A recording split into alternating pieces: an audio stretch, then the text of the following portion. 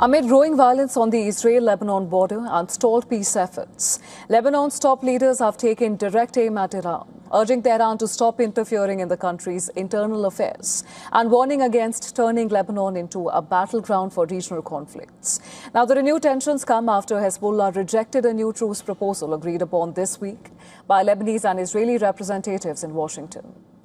The proposed arrangement reportedly called for a complete halt to Hezbollah attacks, but did not explicitly require an end to Israeli military operations. Lebanese Prime Minister Nawaf Salam said that southern Lebanon should not be treated as a bargaining chip in wider regional negotiations. We are a nation that refuses to become a mere mailbox for others' messages or an open battleground for their wars. Lebanon is not a bargaining chip for anyone, and the south is not anyone's reserve front. President Joseph Aoun delivered a similar message, insisting that Lebanon's affairs must be decided by the Lebanese state and not by outside powers.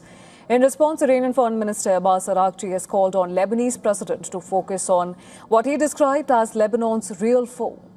The dispute highlights growing pressure on Iran's influence in Lebanon. Tehran, which is currently engaged in negotiations with Washington, it has maintained that developments in Lebanon and the broader regional conflicts are closely connected. Hezbollah has strongly opposed the Lebanese government's engagement with Israel.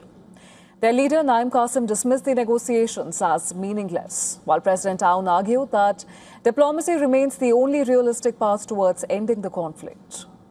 On the ground, the conflict continues to escalate. Lebanese state media reported fresh Israeli attacks on more than 40 locations on Friday.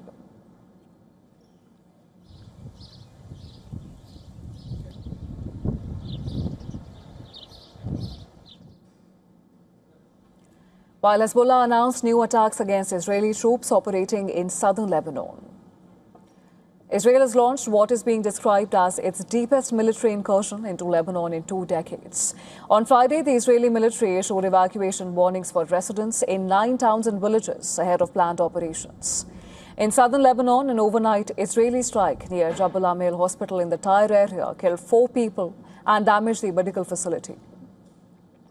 Lebanon's health ministry said that the strike in Nabatia district on Friday killed 5 people, including an emergency worker affiliated with the Amal movement, a Hezbollah ally. The ministry condemned what it described as the targeting of rescue personnel carrying out humanitarian operations.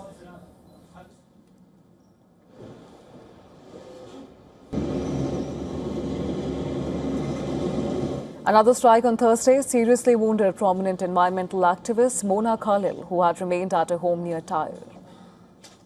According to Lebanese authorities, Israeli attacks have killed at least 3,558 people since the conflict escalated on March 2nd. Now, the fighting has prompted renewed international concern. In a joint statement, the foreign ministers of 11 countries, including Australia, Canada and France, along with the European Union, they expressed deep concern over the continued escalation.